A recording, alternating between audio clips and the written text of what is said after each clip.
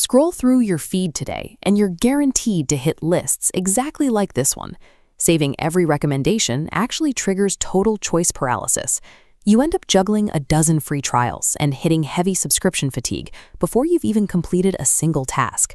You've got Midjourney, ChatGPT, Runway, Jasper, Pow, Bing, Deep AI, Otter, Copilot, Anthropic.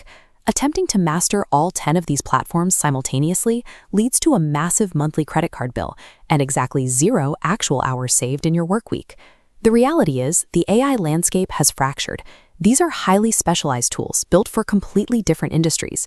Getting value out of them means ruthlessly auditing your own workflow first. To make sense of the chaos, we need to look at this sorting matrix and divide these platforms by their actual output. We can group them into 3 distinct columns: text and logic, visual and creative, and workflow and code. For each category, we are going to evaluate who the tool is actually built for, the technical skill required to use it, and the primary drawback you need to watch out for. Because building an effective AI stack in 2026 is an exercise in strategic subtraction, not addition. Let's open the first column, text and logic generation. We'll start with the heavyweights. This is where base models like ChatGPT come in. It offers broad spectrum reasoning and can handle almost any general text task you throw at it. Anthropic offers a similar baseline capability, but both of these models share the exact same trade-off. You have to learn prompt engineering. If you lack the skill to specifically steer the AI, your outputs will read like robotic, generic text. On the other end of the spectrum is Jasper AI. This is a premium, highly specialized alternative built strictly for enterprise copy. Jasper gives you strict brand voice adherence and pre-built marketing templates out of the box. But that convenience comes with a high price tag. If your daily writing doesn't directly generate revenue, you are wasting money on this tier. Then there's Poe. It acts as an aggregator, giving you access to multiple different base models in a single interface. But because it acts as a hub, it lacks the deep, native feature sets you find in a dedicated platform. In the text category, your choice is binary. You either put in the hours to steer a cheap generalist model, or you pay a premium for rigid, ready-to-use enterprise templates. Next, we shift our focus away from text and dive into the world of high-fidelity pixel generation with the visual creators category. Midjourney remains the undisputed leader here.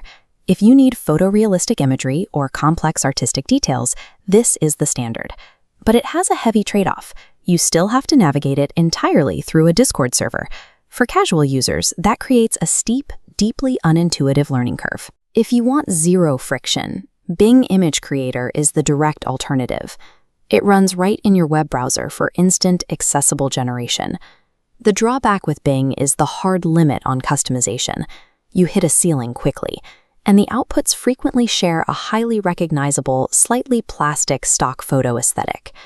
For video generation, Runway is the clear professional-grade option. But Runway comes with immense constraints. The credit burn rate is exceptionally fast. More importantly, if you don't already have foundational video editing knowledge, you will not achieve a positive return on your investment here. Finally, Deep AI sits in the middle as a reliable API-friendly option. You sacrifice top-tier visual fidelity, but you gain an easy way to integrate basic image generation directly into other apps. Across the board with visual AI, the rule is consistent. Any increase in speed and convenience demands a direct sacrifice in artistic control. The final category covers tools that don't generate new creative assets at all. They strictly automate existing repetitive workflows. For software developers writing boilerplate code, GitHub Copilot acts as a massive speed multiplier.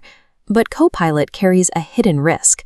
It will confidently generate flawed or entirely insecure code. It requires strict line-by-line expert review to be used safely in production. In the corporate space, Otter.ai is the definitive tool for transcribing and summarizing meetings. However, it struggles heavily with thick accents and technical jargon. Plus, recording proprietary company data and sending it to a third-party server introduces severe privacy and compliance concerns for many IT departments. These workflow multipliers are not autopilot systems.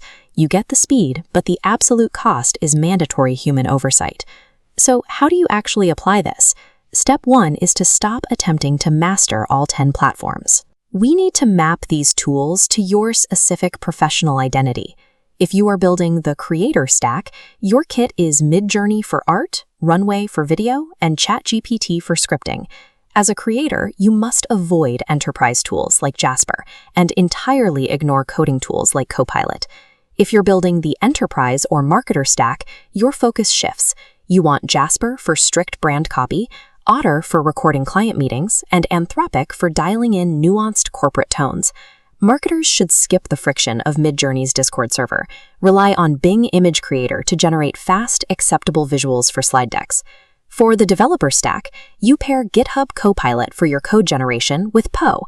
Developers uniquely benefit from Poe because it allows them to rapidly test logic and code snippets across multiple different AI models from a single window. Regardless of which stack you fall into, there is one overriding financial strategy you need to adopt today. Start exclusively with 3 generalized tools. Use them until you identify the actual painful bottlenecks in your daily workflow.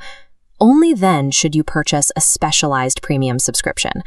A truly powerful AI workflow is defined by the tools you purposefully choose to ignore.